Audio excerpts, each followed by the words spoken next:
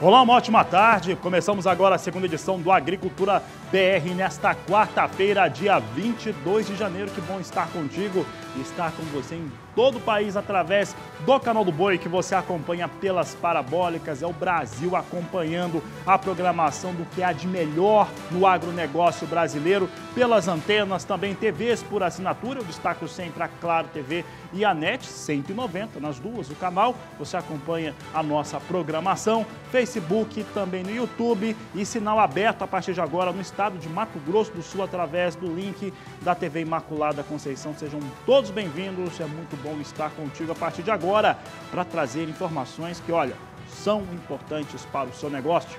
E olha, o Agricultura BR vai falar hoje a respeito de algo que eu tenho dito já há alguns meses, de que o acordo comercial entre China e Estados Unidos não prejudicaria exportações do Brasil, principalmente de soja. Você vai entender hoje por quê e por que a China teve que se posicionar também em torno do assunto. Vou mostrar como é que vem a movimentação em relação à compra de boi gordo pelo país, em algumas das principais praças brasileiras, e por que os frigoríficos estão assustados. O pecuarista não cede no preço, e essa é uma informação muito importante. Tem agricultura sustentável por aqui também. Você vai acompanhar práticas que são interessantíssimas e que ajudam a reduzir os custos de produção. O Agricultura BR vai mostrar para você o que acontece em mercados importantes, mercados internacionais, para a soja, para o milho, para o boi e muito mais a partir de agora, porque o Agricultura BR está no ar. E o Agricultura BR no ar, você já sabe, fala sobre mercado e eu falo agora de mercado do boi gordo. E olha, de acordo com as informações que nós apuramos, cruzadas com a da Scott Consultoria, o estado de São Paulo, os frigoríficos paulistas, eles têm tido, no momento, cerca de 4 dias de escala. Esses 4 dias de escala não são dos mais folgados, isso é evidente, não é uma escala tão bem fechada assim, mas a indústria não está buscando alongar a sua escala. Por que isso acontece? Porque as ofertas que a indústria tem feito ao produtor rural são mais baixas. Ao serem mais baixas, o pecuarista não aceita no país e com isso tem ficado ali uma situação de não conseguir comprar por preços mais baixos, como a indústria tenta pressionar o elo da produção. Neste momento, temos poucos negócios no Brasil com a arroba do gado gordo, porque resiste o pecuarista à pressão negativa que há por parte da indústria brasileira. E olha, ontem, terça-feira, eu trazia por aqui números de exportação de carne bovina. É claro que a carne bovina exportada não é a maior parte do país, mas você viu, os números são recorde, janeiro será um recorde e o valor pela tonelada exportada pelo Brasil já chega a 5.068 dólares, então de olho nessas questões, porque realmente a pressão, ela não é uma situação que é explicável, né? Não tem parâmetros para tanta pressão como a indústria tem feito agora. Então, trouxemos aí algumas praças que você vai acompanhar agora, o desempenho e desenvolvimento da arroba do boi gordo. Você tem aqui os dados da Scott Consultoria para Araçatuba, no estado de São Paulo. No dia 27 de dezembro, vinha a R$200, abria o mês de janeiro, abriu o ano de 2020, a R$200, mantinha esse valor no dia 7, no dia 14 eram R$194 o valor da arroba do boi gordo em Araçatuba, agora nesse dia 22 vai ficando na casa de R$121 por arroba.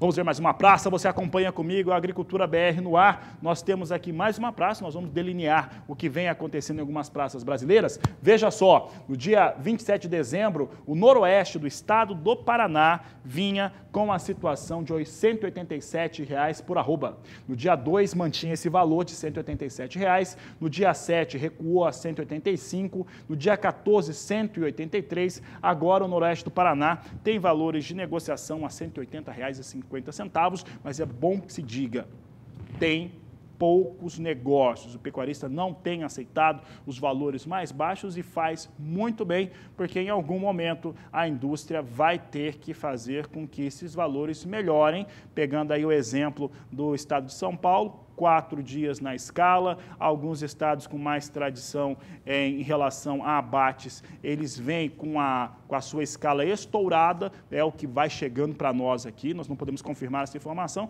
mas escala estouradas em alguns estados no Brasil, como Mato Grosso do Sul, Goiás e Mato Grosso.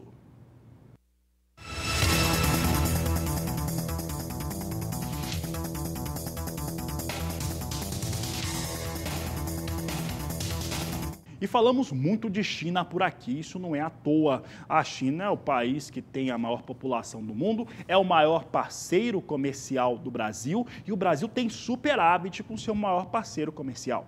Então, tudo que acontece por lá impacta diretamente por aqui, principalmente se o assunto for agronegócio. E olha só, sexta-feira, a comemoração do Ano Novo Lunar na China. A cultura é o país asiático, mas mais do que isso, essa semana ela já vem marcada pelas comemorações. Isso fez com que o governo da China anunciasse que nesta semana, nesta última segunda-feira, já teve a liberação de mais 20 mil toneladas de carne suína congelada dos estoques públicos chineses. Desde o início de dezembro, já são 200 mil toneladas de carne suína que foram liberadas pelo governo da China. Mais do que isso, e aí que vem a novidade, porque eu já falei disso nessa semana, o que vem na novidade aí é o seguinte: o governo da China está garantido que depois do Ano Novo Lunar, das comemorações, vai continuar colocando carne suína dos estoques públicos, carne suína congelada, à disposição dos consumidores no país. Isso significa que a China vai ficando cada vez mais, o gargalo, a pressão em relação ao abastecimento vai ficando mais grave. Mais do que isso, olha, vou destacar aqui um pouco do que aconteceu no dia de hoje de manhã. Foi uma reportagem dos colegas do jornal Valor Econômico, destacada pelo amigo professor Marcos Fava Neves, que dizia o seguinte: a China vai comprar um Brasil de carne suína neste ano. Então, olha, as oportunidades são realmente muito grandes, Complexo Carnes brasileiro, em relação às exportações para este país. Volto a falar aqui da arroba do boi, está altamente relacionado uma coisa com a outra. E você viu há pouco eu trazendo algumas praças, como Araçatuba no estado de São Paulo, como também o noroeste do estado do Paraná. Vamos dar uma olhada agora como é que se comportam os negócios nos estados de Mato Grosso e Mato Grosso do Sul. Escolhemos algumas praças, você vai acompanhando. Aqui a fundamentação econômica é importante para que o produtor rural fique de olho no que vai acontecendo em todo o país. Trazendo aqui a primeira delas, é Dourados no Mato Grosso do Sul. Você vê Dourados no estado de Mato Grosso do Sul com o seguinte desempenho: no dia 27 de dezembro eram R$ 185 arroba. No dia 2 de janeiro entrou o ano a 187. O pico de preço foi no dia 7 de janeiro, R$ 192 pela arroba do boi gordo na região de Dourados. Aí veio a pressão. Aí vem a pressão mais forte. No último dia 14, recuava a 183 e agora valores que são praticamente impraticáveis, não está tendo negócios no Mato Grosso do Sul, R$ 172,50. É que a Agricultura BR vai mostrando para você aqui. Esse é o caso da Praça de Dourados, no Mato Grosso do Sul. Vamos ver agora como é que está uma das regiões mais importantes em comercialização de gado no Mato Grosso. Você acompanha conosco números da Scott Consultoria. Veja só que é o sudeste do estado. No dia 27 de dezembro, eram R$ 175,50. Entrou dia 2 de janeiro, o ano, a R$ 177,50. A melhor proposta até agora foi no dia 7, com R$ 179,50 a arroba do boi. No dia 14, R$ 177,50. E agora, no dia 22, R$ 175,50. A indústria frigorífica vai fazendo pressão em relação aos preços do boi e o pecuarista pelo país não tem aceitado. Pouco volume de negócios no país, o que mostra já uma coerência melhor em relação aos negócios que vem acontecendo por todo o Brasil.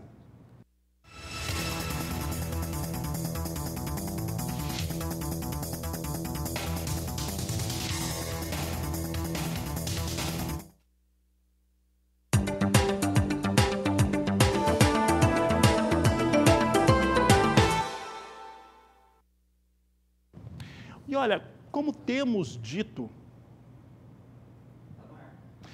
Agora sim. E como temos dito já há alguns meses, o acordo comercial entre China e Estados Unidos, apesar de tudo que ele representa, e é importante que esse acordo ocorra, ele não deveria impactar as exportações de alguns dos mais importantes produtos brasileiros. Entre eles, a soja. E aí eu falo pensando principalmente na soja, porque isso acabou sendo muito falado durante os últimos 2 meses, principalmente. O que ocorre? Primeiro, o espaço que o Brasil acabou ocupando não é apenas dos Estados Unidos. O Brasil vinha já numa expansão nas suas exportações, nos seus embarques. Há algumas questões relacionadas ao produto soja, qualidade, referentes à proteína, no qual a China tem aí uma preferência pelo produto brasileiro. Tem também o destaque da capacidade brasileira de fornecer em determinados períodos, e isso é muito importante, períodos no qual os Estados Unidos não conseguem. Tem ainda a quebra na safra dos Estados Unidos, uma safra muito menor do que os norte-americanos costumam produzir ano a ano. Isso são só alguns elementos que mostram como que não dá para imaginar que o mercado pudesse mudar tanto assim. E outra coisa, apesar de ter esse conflito comercial entre os dois países, se comparar o ano de 2018 com o ano de 2019, os chineses compraram quase 3 vezes mais soja no ano passado, comparado a 2018, quando começou aí o conflito comercial. Então, essa situação mostra que a China vem fazendo aquisições junto aos Estados Unidos e isso é uma questão muito clara. E apesar de muita gente também dizer que janeiro está sendo um mês fraco de 2020 nas exportações, na verdade não. Pode configurar e provavelmente vai configurar como o 3º melhor mês de janeiro da história nas exportações brasileiras de soja. Mas eu estou dizendo tudo isso porque o governo da China através aqui do seu Centro de Gerenciamento de Reservas de Mercadoria, afirmou nesta quarta-feira que a China não vai reduzir ou diminuir a importação de produtos agrícolas de outros países por conta do acordo comercial com os Estados Unidos, essa primeira fase do acordo. Além disso, é importante que a gente sempre traga isso em mãos. A China, quando compra soja dos Estados Unidos, compra ou do Brasil ou de qualquer outro fornecedor, ela está comprando algo que é para alimentação da população chinesa. E aí, com esse tipo de coisa, não se brinque. Como há uma situação ainda muito, mas muito instável junto aos norte-americanos, é bem provável que a China, inclusive, amplie as compras não só do Brasil, mas também de toda a América do Sul. É o destaque aqui do Agricultura BR nesse fator internacional para a soja. Vamos falar agora de algo que preocupa o produtor brasileiro, preocupa o agricultor, principalmente que trabalha com soja. São os focos de ferrugem asiática. Vamos saber como é que a situação está acontecendo lá no estado do Mato Grosso com o repórter Valdir Pacheco. Estamos na segunda quinzena de janeiro e a partir de agora aqui em Mato Grosso inicia o período crítico para a proliferação da ferrugem asiática. Eu converso com a doutora Dulândula Vlurk, pesquisadora da Embrapa Agro-Silvopastoril aqui do Sinop, que vai nos falar agora quais os cuidados que o produtor deve tomar a partir de então. Pois é, a partir de agora, a gente já está pressuposto que os cuidados iniciais já tinham sido feitos antes do fechamento das ruas da soja. Então, a primeira pulverização de fungicida focando ferrugem já foi feita. Como já fechou as linhas, o fungicida não penetrará de forma eficiente na parte baixeira da planta. A ferrugem, os esporos, chegam através do vento, caem na parte de cima, um pouco na parte mediana e na parte inferior. Só que o ambiente favorável para o desenvolvimento da doença é sempre de cima para baixo. Por mais que caia, mais esporos na parte de cima. Por quê? Porque é um ambiente onde eu tenho mais sombreamento, eu tenho um acúmulo de água e o fungicida não chega de forma eficiente. Então, se o produtor fez uma aplicação preventiva eficiente, ele já protegeu essas folhas baixeiras e agora, uma vez que a doença já foi detectada e está oficialmente no estado do Mato Grosso, ele tem que intensificar o monitoramento para saber agora os intervalos de pulverizações e definir o número de pulverizações que resta ainda na lavoura. O número de pulverizações vai depender o quê? Do ciclo. Se eu estou com uma soja ainda na fase de florescimento, a tendência é ter um número maior de pulverizações. Se eu já estou chegando no final de enchimento de grãos, lógico que o número de pulverizações tende a diminuir ou às vezes até não ser necessário. O problema é que nós estamos agora num ambiente favorável, está com a soja fechada, a doença está presente e estamos agora com chuvas mais frequentes, o que prejudica a uma pulverização bem feita na lavoura. O período crítico agora é para aqueles produtores que plantaram variedades mais tardias, né? Quando mais tempo a soja permanecer no campo, mais tempo ela está exposta à doença. Consequentemente, vai necessitar de um número maior de pulverizações. É importante obedecer aquele critério também de, após a aplicação, ficar algumas horas ali sem a chuva, né? É interessante sempre, a gente sabe que é possível, porque as áreas são muito extensas, né, da lavoura, mas se atentar como está as condições ambientais. Se eu estiver numa invernada e chovendo muito, lógico que minha pulverização não vai ser tão bem feita, porque eu posso estar com um pulverizador calibrado, um produto top, mas se eu pulverizo e chove, lógico que a eficiência do produto vai ficar aquém do que se esperava. Então, o ideal, quando o maior número de horas após o término da pulverização ficar sem chover, eu tenho uma eficiência melhor dessa pulverização. Se atendendo também para a qualidade da pulverização. O que seria isso? Se atentar como está o pulverizador, se não estou com o bico entupido, se está bem calibrado o pulverizador, porque isso também é um outro fator que interfere muito no manejo eficiente da doença. Ok, muito obrigado. Acabei de conversar com a doutora Dulândula Vlaurch, pesquisadora da Embrapa Agrosilvio Pastoril. De Sinop, Mato Grosso, Valdir Pacheco.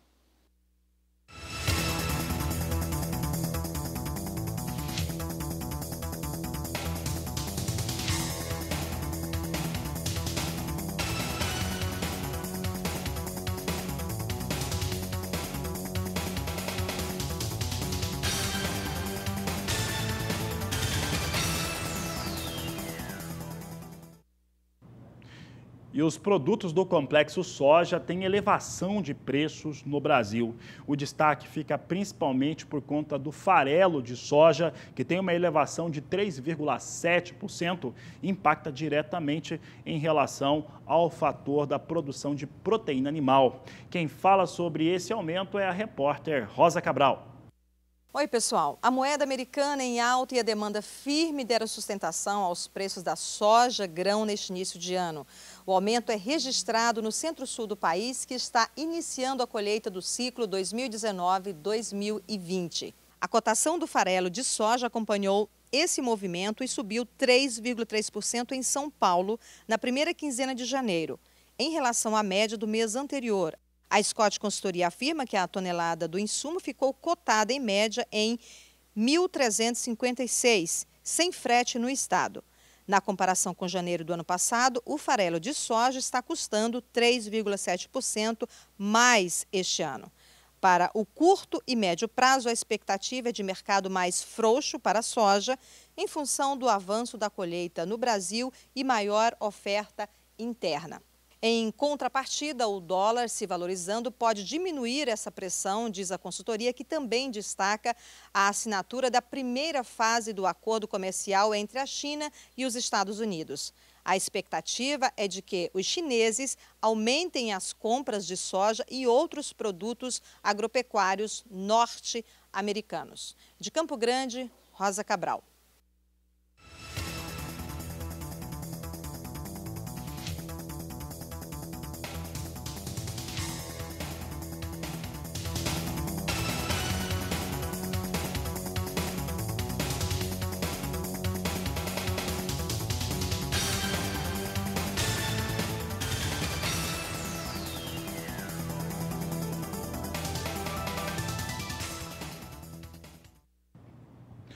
E a Agricultura BR agora fala a respeito de soja.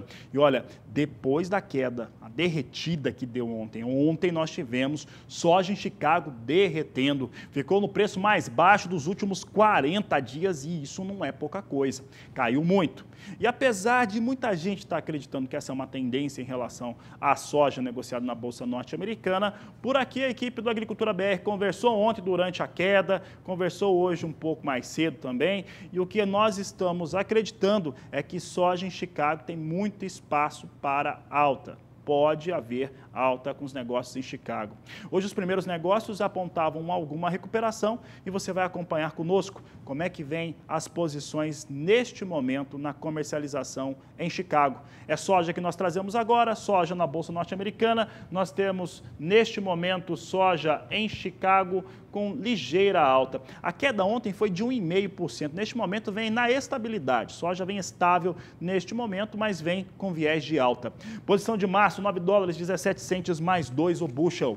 Maio, 9 dólares 30 centes mais 6. Julho, 9 dólares 44 centes mais 6 o bushel. E agosto, 9 dólares 49 centes mais 2 por bushel. São os negócios que destacamos agora com soja na Bolsa de Chicago. Agora, na estabilidade, viés de alta, depois da maior queda dos últimos 40 dias na Bolsa Norte-Americana.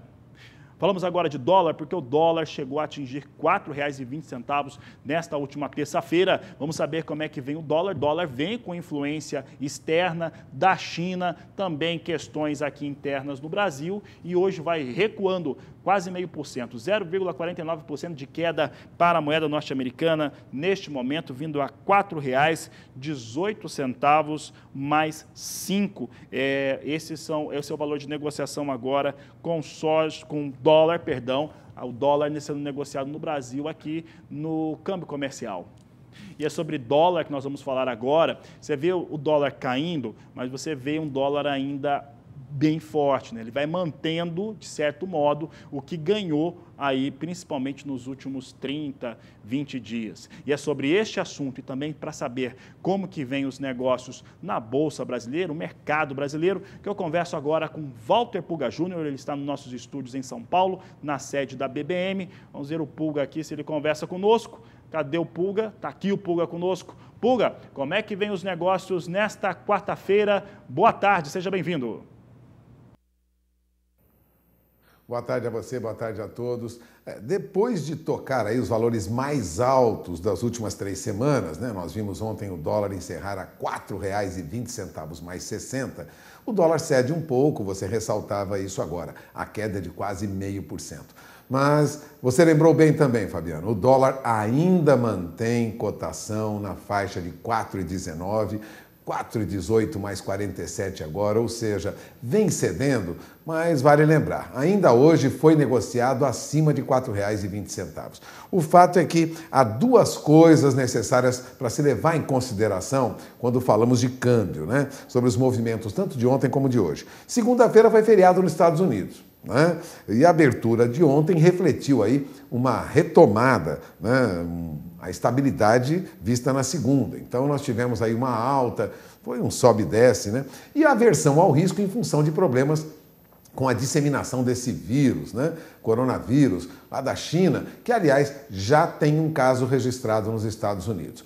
O mercado reage positivamente quando falamos de bolsa, e nós veremos isso já já, porque há lá na China, muita preocupação do governo chinês e um alento para o mercado de que estaria tomando atitudes. Isso garantiu uma tranquilidade para o mercado hoje. Nós tivemos as bolsas lá em alta. Lógico, o dólar agora se acomoda em valores um pouco mais baixos. Mas o mercado sinaliza, a bem da verdade é importante ressaltar isso, que o dólar não volta mais para aquela faixa de 4,10, 4,12 rapidamente, como esperávamos em semanas anteriores.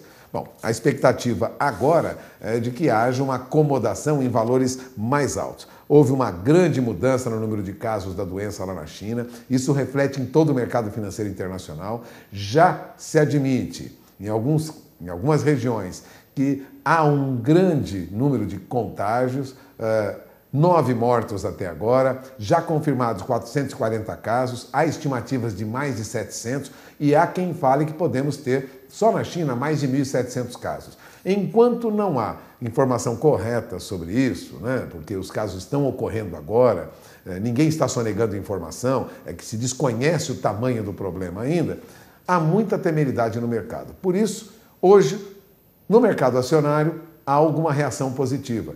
Alta das bolsas lá na Ásia e algum movimento positivo aqui também. 117.777 pontos, mercado acionário vem reagindo. Ontem os bancos perderam muito, hoje os bancos têm alguma recuperação, alguns papéis sobem, por isso nós temos alta de 0,64% na Bolsa. Vou repetir, chegou a passar hoje dos 118 mil pontos, ou seja, teve uma reação positiva, revertendo o movimento ruim de ontem.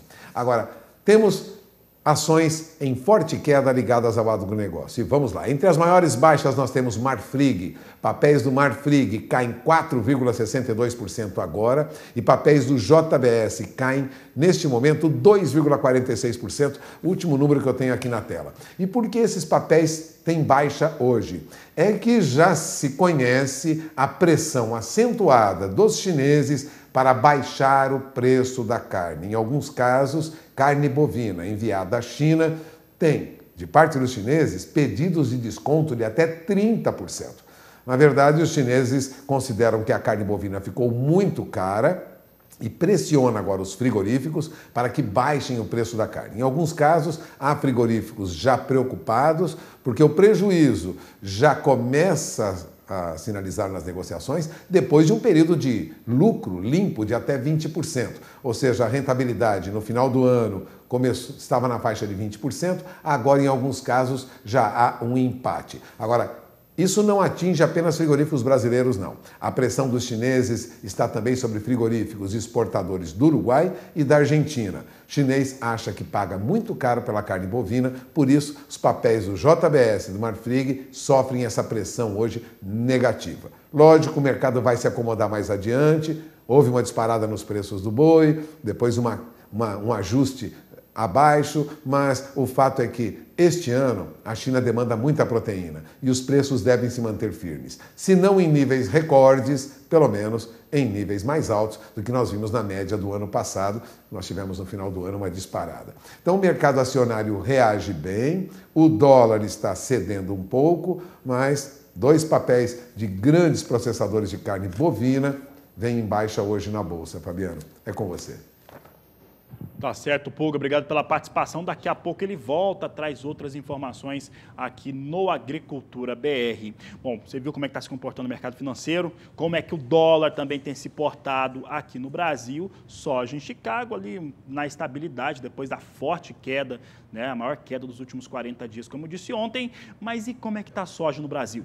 Pois é, a soja no Brasil, que eu falo agora, principalmente as propostas que há nos portos brasileiros, em pelo menos dois deles. O que nós tivemos, eu vou mostrar agora e eu vou comentando, mas olha só, primeiro Porto de Santos, vindo com um valor a R$ 88,00 a saca, você vê que está estável em relação à última terça-feira. Já o Porto de Paranaguá tem ganhos, vai ganhando aí R$ 2,00 por saca, vindo para R$ 88,00 também. Neste momento, temos Santos e Paranaguá pagando R$ 88,00 a saca de 60 quilos, de acordo com a apuração da Grãos Corretor. Um grande abraço ao pessoal da Grãos que fornece as informações diariamente aqui ao Agricultura BR.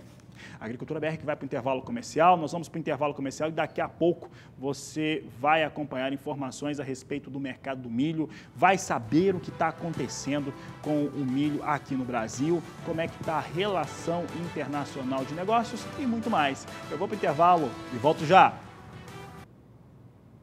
Olha, tem algo que tenho dito já vários meses, já pelo menos desde o mês de setembro, o Agricultura BR tem apontado para uma situação muito preocupante em relação ao abastecimento de milho, não lá em 2019, mas principalmente nesse ano de 2020 em diante. O que acontecia entre agosto e setembro? Primeiro, você tinha ali os embarques de milho cada vez mais fortes. Acreditávamos que os estoques brasileiros de milho não seriam aqueles que estavam sendo projetados pela Conab, seriam bem mais baixos. E provavelmente é o que aconteceu.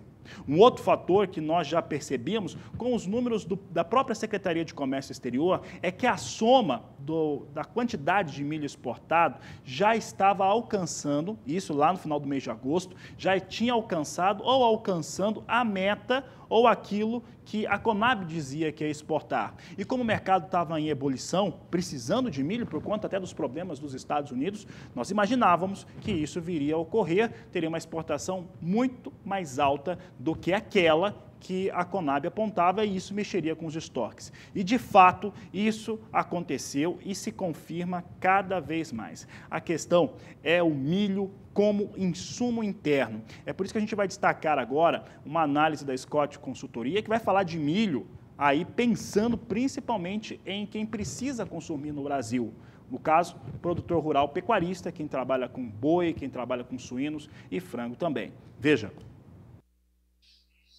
Olá a todos, eu sou o Rafael Ribeiro, sou zootecnista e consultor de mercado da Scott Consultoria. Hoje vou falar sobre o mercado de milho, situação atual e expectativas aí para o curto e médio prazo. Bom, a gente destaca o cenário de preços firmes em alta aqui no mercado interno, mais uma pressão de alta menor em relação ao que a gente viu no início de janeiro de 2020. No acumulado dos últimos 7 dias, o preço da saca de milho subiu 2% na região de Campinas e São Paulo, está cotado aí hoje em R$ 52,00 por saca de 60 quilos, sem considerar o frete. Com relação aos fundamentos de mercado, a gente destaca que a previsão de estoques menores da temporada segue aí como um fator de sustentação das cotações, e o dólar também, no patamar elevado, acaba ajudando e dando sustentação não só aos preços do milho, como também às cotações da soja no mercado brasileiro em reais. A gente destaca, como eu falei, o cenário de preços firmes, mais uma pressão de alta menor em relação às primeiras semanas de janeiro. Isso em função das chuvas aí que ocorreram, que caíram no Rio Grande do Sul, também parte de Santa Catarina, nos últimos dias, e acabou diminuindo um pouco a preocupação com relação às produtividades médias das lavouras de milho na safra de verão nesses estados. E também existe aí, por outro lado, uma preocupação com relação à segunda safra no Centro-Oeste, principalmente, onde a gente pode ter uma janela mais curta. Mas o cenário de pressão de alta menor, mas ainda assim os preços subindo, como falei, 2%, e essas altas aí variando entre 1,5% e 3%, dependendo da região, considerando aí os últimos 7 dias. Os trabalhos de colheita da safra de verão, também a semeadura da segunda safra, seguem avançando nesse início de temporada, aí, pensando na colheita e também já na semeadura da segunda safra. Com relação à segunda safra, eu trago aqui um dado do IMEA, Instituto Mato Grossense de Economia Agropecuária, que mostra que até o dia 17 de janeiro, 1,9% da área prevista com milho na segunda safra no estado foi semeado. Então a gente deve ter daqui para frente o clima como um fator fundamental na precificação do cereal no mercado interno, e lembrando que o viés de preços firmes, o viés é de alta em função dessa questão que a gente colocou de estoques menores, ou seja, do lado da oferta a gente tem um cenário mais ajustado e, por outro lado, uma demanda interna e bons volumes, com expectativa de bons volumes exportados também nessa temporada. Por hoje é isso aí, um abraço a todos e até a próxima. Os fatores aí destacados pelo amigo da Scott Consultoria são muito relevantes. O Brasil deve ter mais um número muito bom nas exportações, talvez não repita o que aconteceu na campanha 18-19, mas a 19-20 vai chegar lá 38, 39 milhões de toneladas certamente exportadas de milho. Mais do que isso, o cenário interno, por conta de todas essas questões que acontecem com a China em torno da... Primeiro, você tem a peste suína africana, que atinge a Ásia inteira, são países que compram carnes do Brasil. Tem agora a gripe aviária, que atinge não só a China, mas agora são 9 países que estão passando pelo problema.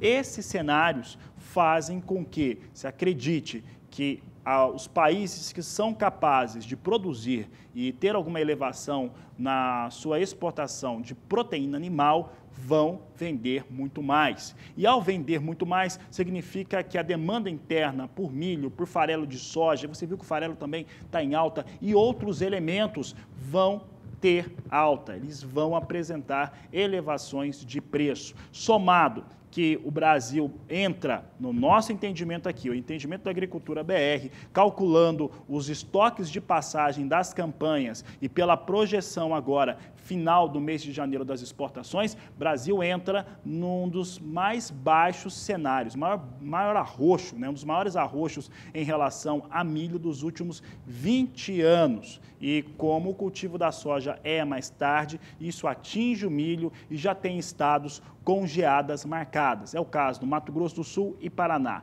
Deve ocorrer no mês de julho e vai pegar o milho no período de desenvolvimento. Confira conosco agora algumas cotações para o mercado do milho no Brasil.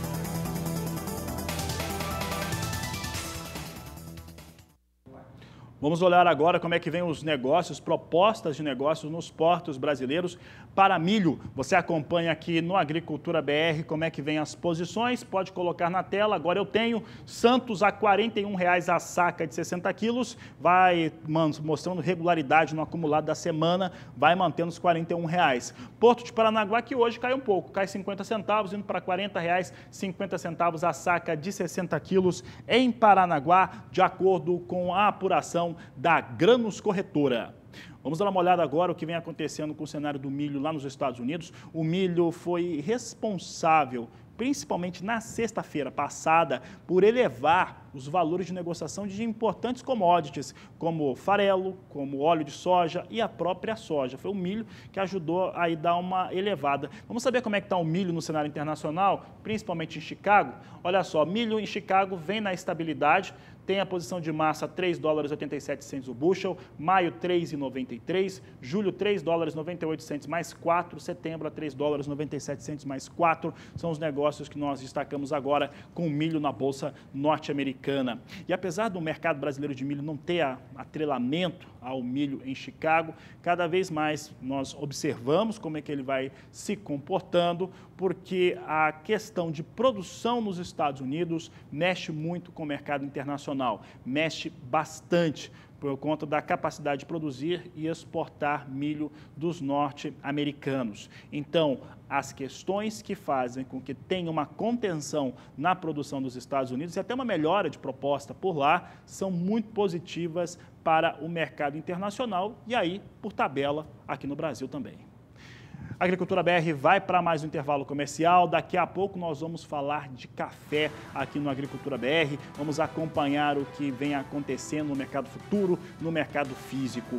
E eu vou trazer também uma reportagem minha, que eu fiz lá em Goiás. Você vai conhecer uma fazenda que tem aí a prática aí de técnicas de agricultura sustentável com bons e excelentes resultados. Eu vou agora com a Agricultura BR para o intervalo comercial e volto em instantes.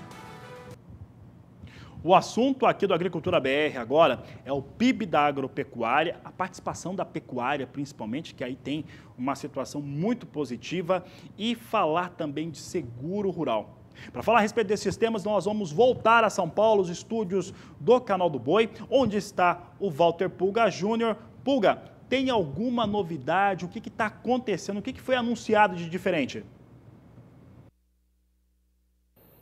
Olha, o que nós temos é uma informação já positiva que confirma a expectativa do mercado de que o PIB do agronegócio brasileiro, Fabiano, cresceu 1,15% no ano passado entre janeiro e outubro. Faltam ainda dados de novembro e dezembro. Portanto, o crescimento do PIB do agronegócio brasileiro deve ultrapassar a 1,15%. O estudo foi feito pelo CPEA, em parceria com a Confederação Nacional da Agricultura e Pecuária do Brasil e com a Fundação de Estudos Agrários Luiz de Queiroz, a FEALC. Esse resultado, ele reflete, na verdade, a alta expressiva de mais de 13% no ramo pecuário, que foi acumulado em 2019. E há uma queda, é verdade, na área agrícola, de 13,24%. Ou seja, a pecuária contribuiu para a recuperação do PIB do agronegócio. Para os pesquisadores do CPEA, o que ocorreu na área agrícola, que continuou pressionada especialmente por problemas dentro da porteira. Houve uma renda no segmento primário agrícola prejudicada por queda de preços de algumas culturas. Diversos produtos perderam preço no mercado, como algodão, café, mandioca, milho e soja. Isso em média o ano inteiro. Depois algumas recuperações, caso do café, por exemplo. E também pelo aumento dos custos da produção. Apesar de boas safras que nós tivemos, o custo de produção subiu para milho, subiu para algodão, para laranja, para banana e também para mandioca. Isso é que trouxe, vamos dizer, o PIB do agronegócio, né? Em crescimento negativo de 3,24% para a agrícola, mas a pecuária compensou, né? Vamos ressaltar isso. No ramo pecuário, sim, seguindo aí uma tendência anterior, o CPEA destaca o seguinte: acumulação em todos os segmentos no período. Para o CPEA, essa peste suína africana na China foi fundamental para que a pecuária avançasse. Nós aumentamos a exportação de suínos, de aves e de bovinos e, lógico, isso contribuiu para o crescimento do PIB no ano passado e vai contribuir também para este ano, viu? Agora, em relação ao seguro rural, já temos R$1 bilhão reservados, Fabiano, para subsidiar a compra de seguro rural por produtores rurais neste ano. Mas o Ministério da Agricultura já trabalha pensando no ano que vem. Portanto, já solicita ao Ministério da Economia uma reserva de R$1,5 bilhão para subsidiar o Programa de Seguro Rural, o PSR, para o ano que vem. Isso seria já um aumento de pelo menos 50% em cima desse recurso que já foi destinado este ano. É muito bom ressaltar que a partir dos ajustes, houve ajustes nas regras do seguro, a expectativa é que 17% a mais de produtores sejam contemplados com o seguro rural, com esse subsídio que o governo concede para a compra do seguro rural, né? Para as culturas de frutas, também cana-de-açúcar, pecuária, aquícola também, né? E florestas, a subvenção do seguro aumentou de 35% para 40%. Ou seja, no valor do seguro que o produtor vai fazer, agora 40% é a contribuição do governo federal. Produtores de cultura de inverno como trigo e milho de segunda safra terão subvenção de 40% no tipo de cobertura chamada multirrisco. Antes estava em 35%, subiu para 40%. Para grãos de verão, atenção produtor, soja e milho e também para café, a subvenção pode variar de 20% a 30% do valor do seguro, a depender do tipo de cobertura e também do tipo de produto contratado. As mudanças foram realizadas, lógico, no limite financeiro atual, no beneficiário por modalidade agrícola. Vamos explicar. Houve uma redução aí do quanto cada produtor pode obter de subsídio. Se o seguro antes, né, custava até um valor superior aí a R$72 mil, o governo cobria. Agora, ele passa para um limite de R$48 mil. Bom, o governo diminuiu, então, o valor que ele concede no máximo para o produtor. Mas isso é porque o governo pretende atender um maior número de produtores, né? E com isso redistribuir melhor essa verba. Porque só grandes produtores acabavam beneficiados por esse valor maior que poderia ser atingido. Eu falo, caiu de R$72 mil para R$48 mil. De qualquer maneira, a cobertura aumentou e deve favorecer os médios e os pequenos produtores. É essa a intenção do governo e são as novas regras. Durante a nossa programação, durante os próximos meses, nós teremos mais detalhes, né? O telespectador, Fabiano, vai acompanhar mais detalhes sobre quais as mudanças, né? O que mudou efetivamente no subsídio para o seguro rural. É com você. Tá certo, Pulga. Obrigado pela participação. Uma ótima tarde a você. Walter Pulga aí destacando o que acontece com essas informações do PIB do agro, também do seguro, trazendo as novidades aqui no Agricultura BR. Um grande abraço à equipe de São Paulo do Canal do Boi. Muda de assunto agora, porque por aqui o tema é café. Vamos saber um pouco de como se comporta o mercado. Os fundamentos não mudaram. Os fundamentos do que eu estava falando essa semana são os mesmos. Nós tivemos, desde o começo do ano, uma pressão negativa muito elevada por parte, principalmente dos negociadores, né? Quem está negociando café na Bolsa de Nova York. Isso acaba influenciando os negócios aqui no Brasil, que é o maior produtor de café arábica e o maior exportador de café arábica do mundo, e mexeu com os preços no cenário interno. Por sua vez, o cafeicultor brasileiro não aceita, não deve aceitar mesmo, um valor por saca de café de 20 até 30 reais a menos por saca. Mesmo assim, alguns negócios vêm ocorrendo. Vamos saber como é que vem em Nova York hoje. Nós temos aqui a plataforma Ice Futures vindo na estabilidade, viés de queda mais estável. Posição de março, $1,10 mais 80 libra-peso. Maio, $1,13 mais 15 libra-peso. Julho, $1,15 mais 60. E a posição de setembro, $1,17 mais 65 por libra-peso em ajuste técnico. Neste momento, os negócios com café na Bolsa de Nova York.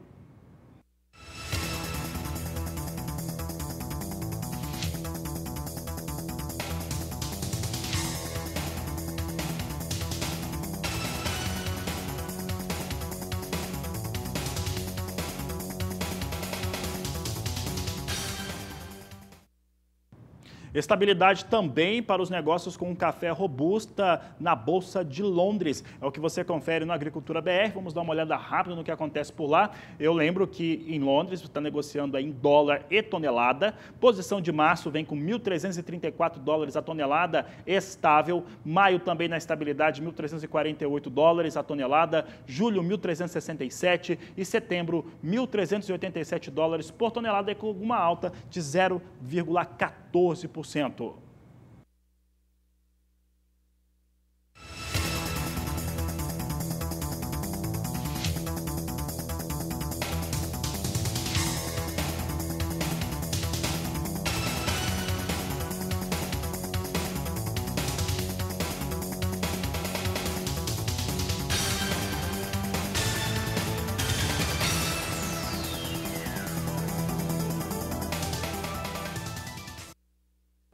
Depois do intervalo, nós vamos trazer uma entrevista de Sarah Kirchhoff, que mostra como é que tem sido negociada e como que funciona a CPR Digital. A Agricultura BR vai para o intervalo e volta em instantes. Aproveita para entrar em contato conosco, manda sua mensagem através do WhatsApp, manda no Facebook do canal do Boi, no Twitter, pode mandar no meu também. Estou esperando aí a sua mensagem. Nós vamos para o intervalo e voltamos já.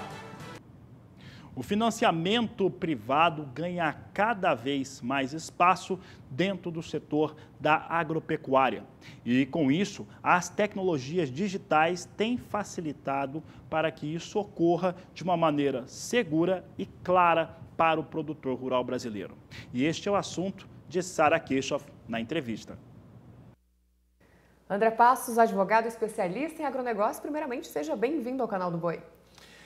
Sarah, é uma honra, um prazer estar aqui na Casa do Agronegócio Brasileiro, no canal do Boi, batendo um papo sobre os temas que envolvem o agronegócio brasileiro. Para mim é sempre uma honra estar presente e eu agradeço o convite. Que é isso, André, a honra é nossa. E o assunto de hoje, então, é CPR Digital, né? A Bolsa Brasileira de Mercadorias está trabalhando com o Bolsa Agro CPR desde o ano passado, uma parceria aí com a SEGES, e você está ativamente envolvido nisso para realmente fazer com que a coisa funcione.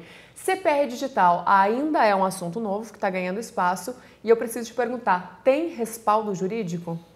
Sarah, excelente pergunta. Realmente, né, essa foi uma missão que a Bolsa nos entregou na qualidade de advogados para a gente conseguir, então, entregar, né, à CPR Digital a segurança jurídica para que todas as corretoras, todos os produtores pudessem utilizar essa inovação que representa a CPR Digital de uma forma eficiente, porque não adianta nada você utilizar um instrumento e o instrumento não ter força jurídica, né? Você estaria dando um passo atrás em relação à CPR cartular. Mas a CPR Digital tem força jurídica, sim, e são mecanismos legais já consagrados e vigentes no direito brasileiro que a gente utilizou para poder criar e dar o respaldo jurídico à CPR Digital, tal como a assinatura eletrônica, por exemplo, que é uma lei já consagrada, que já muito utilizada, né, através do ICPF, através da assinatura digital, já utilizada para vários documentos, assinatura de contratos, assinatura de outros títulos, e a gente trouxe essa sistemática para o âmbito da CPR Digital, obviamente aplicando todos os conceitos já existentes na legislação que regiam a CPR cartular, com a formalização digital, para que isso então trouxesse respaldo jurídico às transações com a CPR eletrônica do Bolsa Agro. E funciona, viu? E a gente está muito satisfeito com o resultado. É uma quebra de paradigma, né? Não tem jeito. Mas, André, qual que é o principal desafio hoje? Ainda é a questão dos cartórios que estão ainda se adaptando a essa digitalização? Excelente pergunta também. Pois é. A questão jurídica está dirimida, né? A assinatura eletrônica é uma realidade desde há muito, do início desse século. Ocorre que os cartórios, né? A gente está falando de um país de dimensões continentais como o Brasil. Então, a gente fala de um país com 5.700 municípios. Se você tem 5.700 municípios, se você tem a Amazônia, você tem o Chuí, né, lá na região sul, você tem no meio disso tudo o Centro-Oeste, o Nordeste, a Caatinga, você precisa, de alguma forma, criar as condições para que esses cartórios consigam receber a documentação eletrônica e processá-las. Então, nem todos eles estão preparados, porém, né, hoje eu te diria que boa parte dos cartórios no Brasil, principalmente nas regiões que estão mais ativas no agronegócio, já conseguem processar, sim, o que a gente chama de pacote digital da CPR Digital, ou seja, receber os documentos no formato digital, as assinaturas no formato digital e registrar, então, todos esses documentos num cartório, como se fosse um documento físico, de uma forma digitalizada. E aí, hoje, a gente tem ainda esse desafio, ou seja, de galgar novos espaços, novos cartórios que possam se integrar nesse pacote digital, mas eu diria para você que de 60% a 70% das operações hoje envolvendo a CPR digital já podem ser realizadas digitalmente na integralidade. E aquelas que não podem ser realizadas digitalmente na integralidade podem ser realizadas, telespectador, de forma que o documento seja impresso e seja entregue no cartório. Então você digitaliza, imprime, reconhece a autenticidade daqueles documentos e leva sob a forma impressa para esses cartórios que ainda não estão integrados, que são uma minoria hoje ainda, como eu venho dizendo. Então, mesmo aqueles que não estão integrados, o processo da CPR digital já agrega alguma velocidade, alguma desburocratização e algum valor através desse expediente de você poder imprimir e levar no cartório. André, não tem jeito, né? A CPR digital é um importante veículo de financiamento privado do agronegócio. A CPR digital veio para ficar. E como é que você enxerga o futuro dela, considerando principalmente a associação familiar, né, que já vem muito mais aberta para esse tipo de tecnologia? Sara, excelente pergunta, porque isso me dá a oportunidade de colocar a CPR digital em perspectiva em relação ao agronegócio brasileiro e as famílias que se dedicam ao agronegócio brasileiro, que são a parte fundamental do agronegócio, que é o produtor rural, né? Bom, CPR digital veio para ficar, inexorável. O processo das agritechs também veio para ficar inexorável. O processo de desenvolvimento do agronegócio brasileiro. O agronegócio brasileiro é competente? Sim. Sempre foi muito competente dentro da porteira. Ainda tem alguns desafios no fora da porteira, mas a tecnologia ela vem agregar valor nesses dois lados da fronteira agrícola, dentro e fora da porteira, decisivamente. E por incrível que pareça, essa tecnologia da CPR digital vai ajudar muito o produtor a dar o seu grito do Ipiranga, né? Em relação às trading companies, em relação às comercializadoras, em relação aos bancos. Por quê? Porque a partir do momento que você digitaliza a CPR e você tem um ambiente de negociações da idoneidade, do porte, da importância da Bolsa Brasileira de Mercadorias para poder utilizar as corretoras para transacionar essas mercadorias, você começa a trabalhar num cenário de liquidez de produtos que faz com que os produtores tenham muita liberdade nessa negociação na palma da mão deles, porque o aplicativo Bolsa Agro está no celular. E quem vai usar isso? Quem usa isso é o produtor que está lá no campo, porque as fazendas estão eletrificadas. As fazendas têm internet por satélite. E quem capitaneia esse processo? As novas gerações. Por experiência própria, né, usando o chapéu de professor, né, dos MBAs Agro da Fundação Getúlio Vargas, eu te digo o seguinte, os meus alunos todos, né, estão usando tecnologia no campo e mais, os pais desses alunos, né, que são a segunda geração daqueles que desbravaram na década de 70 o Cerrado brasileiro, que subiram do Rio Grande do Sul, né, de cuia e chimarrão, né, para poder desbravar as planícies do Centro-Oeste, para desbravar as fronteiras agrícolas. Os pais, que são já a segunda geração desses avós que desbravaram o Centro-Oeste brasileiro e fizeram a Revolução Verde no Brasil, já estão entregando poder, empoderamento a essa nova geração de agricultores que é totalmente plugada na internet. Então, esse instrumento da CPR eletrônica na mão dessas novas gerações, dando a eles empoderamento e liberdade, é fantástico. É um novo salto tecnológico no agronegócio brasileiro e principalmente um novo salto nas possibilidades de financiamento e de troca envolvendo a CPR. Maravilha, que coisa boa esse entusiasmo e ouvir tanta coisa boa do que vem aí pela frente ainda, né, André? Pois é, vem pela frente um mundo a ser desbravado e uma grande ferramenta hoje que a Bolsa Brasileira de Mercadorias, através do Bolsa Agro, conseguiu colocar na mão dos produtores, que é a CPR eletrônica. A gente tem muita credulidade, muita fé e muita confiança que essa é a ferramenta do futuro nas trocas e no financiamento do agronegócio brasileiro. Perfeito, André. Mais uma vez, muito obrigada pela sua participação aqui conosco e volte sempre. Eu que agradeço. Sara, uma honra sempre e sempre que vocês me chamarem estarei aqui para poder explicar as questões jurídicas do agronegócio. Obrigada, muito obrigada. Esse foi então o André Passos, advogado especialista em agronegócio, e nós devolvemos o sinal. É com vocês. Agricultura BR vai para o intervalo comercial. Daqui a pouco vamos saber das decisões da Klabin, uma tradicional produtora e exportadora de celulose, em relação à China. Vamos saber a opinião de quem está no campo a respeito do mercado da pecuária. E você vai saber tudo sobre agricultura sustentável depois do intervalo comercial. E a Klabin Celulose é o destaque de hoje no quadro Agroações.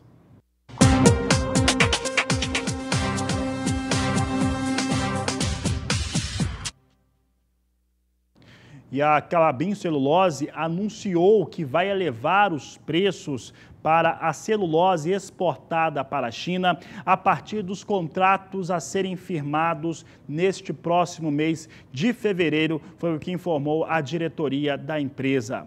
Vai aumentar na casa de 20 até 30 dólares por tonelada. Vai acontecer esse aumento tanto para a celulose de fibra curta quanto também de fibra longa. Os números da Klabin, que afirma ter tido meses que foram mais complicados no final do último ano, acredita numa recuperação mais intensa para o setor da celulose no Brasil neste primeiro trimestre de 2020. Vamos ver agora como é que vem se comportando os negócios com as ações da Klabin na B3. Você acompanha no Agricultura BR, ações da Klabin que são negociadas sobre a sigla KLBN3. No dia 23 de dezembro, estava sendo negociado a R$ 4,21. No dia 30 do mês passado, R$ 4,26. No dia 7 de janeiro, R$ 4,35, vem numa onda de alta. No dia 16, ficou a R$ 4,30. E neste dia 22, há poucos minutos, tínhamos o valor da ação da Klabin a R$ 4,39. É o destaque neste momento para os negócios com as ações da Klabin.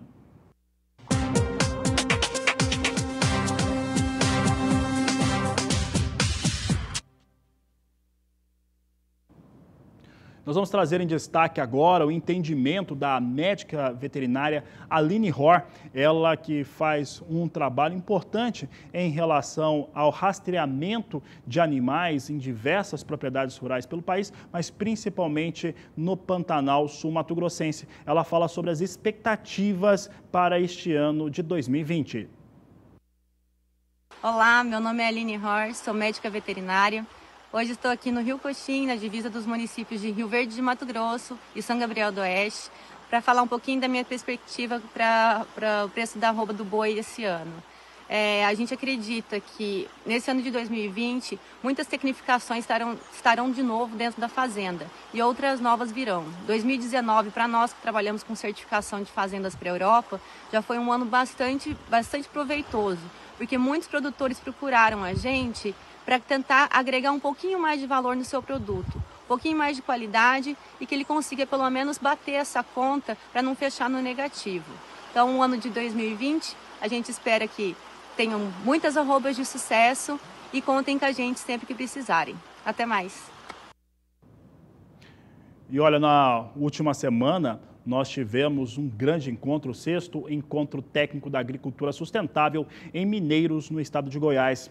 Eu tive o prazer, a honra de ser convidado para participar. Fizemos as edições do Agricultura BR direto de Mineiros. Conversei com muitos produtores, conversamos sobre o setor agroflorestal, de relação com grandes culturas como soja, milho, algodão, cana-de-açúcar, como é que isso está sendo trabalhado de uma forma sustentável, de maneira a se utilizar menos e se gastar menos com defensivos químicos, entre outros assuntos. Na sexta-feira, nós fomos para a Fazenda Célia, em Mineiros, próxima a Mineiros, cerca de 90 quilômetros, e lá nós conhecemos uma propriedade rural que trabalha com a sojicultura, que emprega todas as características da agricultura sustentável, é o que você confere na reportagem.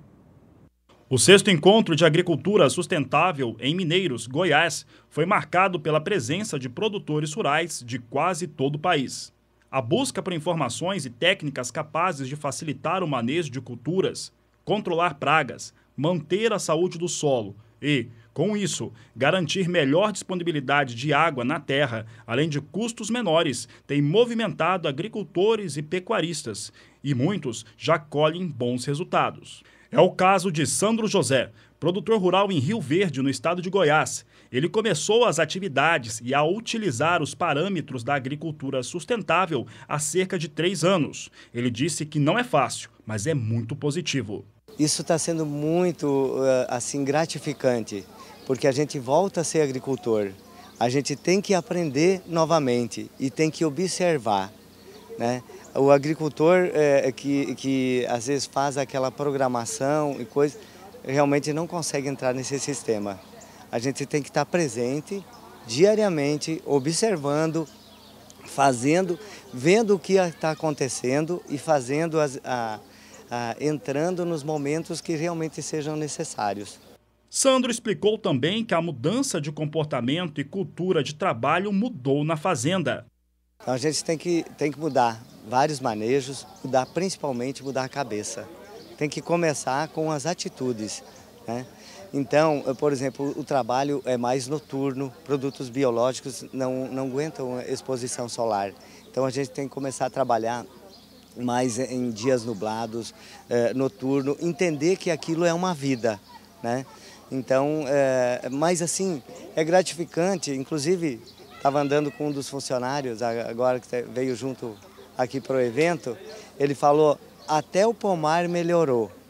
A gente não tem feito quase nada no pomar, mas os efeitos que vêm da lavoura para perto de casa, para o pomar se revigorou, na horta está conseguindo produzir coisas porque não tem deriva, né? Aqueles produtos de uma maneira ou de outra, em algum momento, esse excesso de químico acaba prejudicando.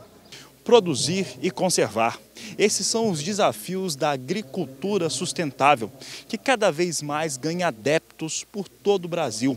São produtores rurais que têm buscado respostas para melhorar a rentabilidade, reduzir custos na própria terra, no próprio solo e no ambiente. Quem compartilhou experiências em produção sustentável e orgânica foi Fábio Sakamoto, um dos fundadores da Rizoma Agro, um dos empreendimentos orgânicos mais bem-sucedidos do país. Hoje o que a gente vê é uma sinalização muito clara dos consumidores, buscando produtos de mais valor agregado, né? Isso é muito forte, então a gente vê países produtores grandes como os Estados Unidos importando grãos orgânicos, então os consumidores estão muito dispostos a pagar por um produto de boa qualidade, e a gente vê também sinais muito positivos na tecnologia de produção, né? É uma tecnologia que está evoluindo muito. Se antes o orgânico era extremamente difícil de fazer, hoje a gente tem muita ferramenta e o custo está reduzindo bastante também. Como é uma área que está tendo cada vez mais pesquisa, mais desenvolvimento, mais troca de informação, a gente vê esse cenário muito positivo. A produção orgânica é um guarda-chuva que engloba vários tipos de produção, pequena propriedade, né? A gente aqui na Rizoma Agro está fazendo a produção orgânica buscando um alto padrão de produção e para fazer em escala. A nossa missão aqui é impactar a agricultura do Brasil e tornar o Brasil um exportador também, um produtor de grãos de alto valor agregado. Então, dentro desse padrão, acho que a tendência é de profissionalização. Acho que teve um momento de orgânico de ser um nicho de experimentação, de pequenos produtores. Hoje, o fato de a gente estar aqui nesse encontro de agricultores, você vê agricultores grandes presentes, é uma prova de que esse movimento tem cada vez mais força junto ao mainstream da produção mesmo. Os produtores mais tecnificados, a gente percebe que estão buscando cada vez mais técnicas biológicas e sustentáveis, não só pela questão de mercado, mas também pela questão de custo e eficiência e cuidado com a terra. Outro produtor rural presente com resultados importantes na agricultura sustentável é Valtênio Leonel de Souza, agricultor em Goiás, onde aplica as técnicas de agricultura sustentável há 5 anos e percebeu os resultados desde o início. Olha, mudou tudo. Assim, a gente tinha uma agricultura mais química, não pensava em equilíbrio, né? Então, com essa mudança, passamos a usar os pó de rocha, mudar o manejo total, fazendo manejo de pragas e diminuindo os químicos também. Nós sentimos que a produção aumentou pouco, não foi o objetivo de aumentar a produção, mas sim de equilíbrio. A planta mais saudável e custo, né? O custo diminuiu, tem 5 anos que eu venho fazendo isso, de 30% a 45% diminuiu no custo de produção. Então, no primeiro ano você já vê a diferença, porque você tirou o químico, esse químico é que faz a doença, faz os problemas surgirem. Então, quando você tira o químico, esse problema diminui. No primeiro ano já baixou o custo, a produtividade não mudou por a gente ter tirado o químico. Então, assim, manter a produtividade com custo mais baixo, sem aqueles problemas que é o tradicional da agricultura, né, com muito químico. Um grande abraço a todos os produtores rurais, especialmente os produtores rurais de Goiás e, claro, ao Grupo de Agricultura Sustentável, GAAS, que realizou esse grande evento na última semana.